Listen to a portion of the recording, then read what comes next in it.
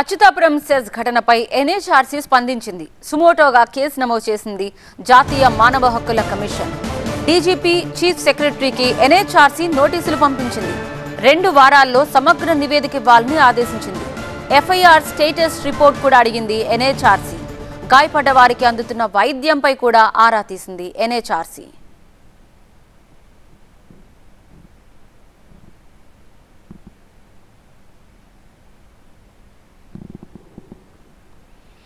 ఇక ఇప్పటి వరకు ప్రమాదం తర్వాత ఎసెన్షియా బయట ఎలా ఉందామని చూసాం. కానీ ఎసెన్షియా ఫార్మా లోపల భయానక దృశ్యాలు.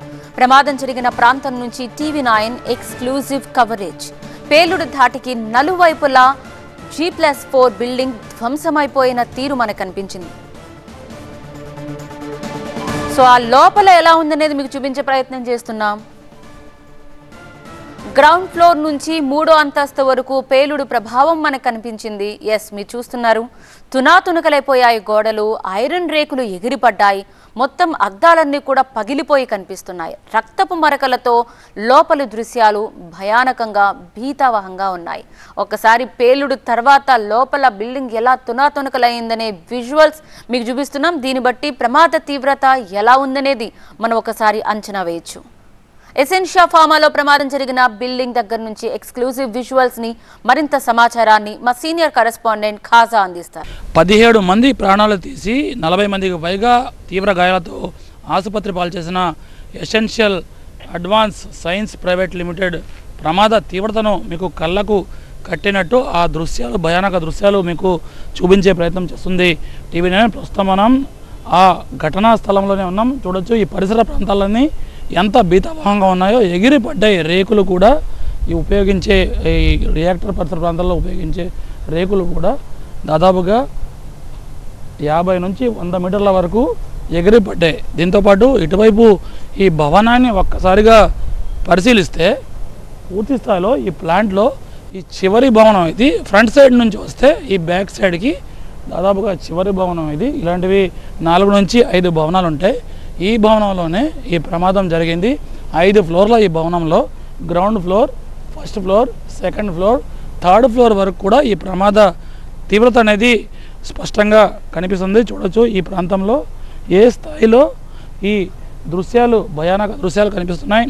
అటువైపు ఆ గోడ తునాతునకలైంది, అద్దాలు పూర్తిగా పగిలిపోయాయి. మరోవైపు ఫస్ట్ ఫ్లోర్, గ్రౌండ్ ఫ్లోర్లో చూస్తే ఆ స్లాబ్ కూడా కూలిపోయే విధంగా మనకు ఆ శిథిలాలు కూడా కనిపిస్తున్నాయి.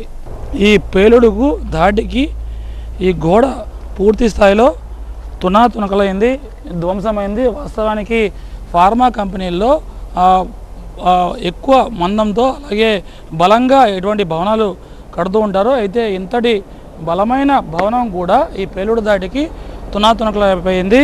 ఆ రియాక్టర్ మీకు కనిపిస్తుంది, 2 రియాక్టర్లు అక్కడ ఉన్నాయి. ఆ ప్రాంతం నుంచే దాదాపుగా ఈ మిథైల్ టెర్ట్ బ్యూటైల్ ఈథర్ అనే మిశ్రమాన్ని స్టోరేజ్ ట్యాంకు డంప్ చేస్తున్న క్రమంలో పైపుకు రంధ్రం పడి అది కాస్త ఎలక్ట్రికల్ ప్యానెల్పై పడి విస్ఫోటనం సంభవించింది. ఆ సమయంలో కెమికల్ రియాక్షన్ కూడా జరిగింది. ఈ బిల్డింగ్ వ్యాప్తంగా దాదాపుగా హాఫ్ పార్ట్ పూర్తిగా ధ్వంసమైనట్టు మనకు స్పష్టంగా విజువల్ రూపంలో కనిపిస్తుంది.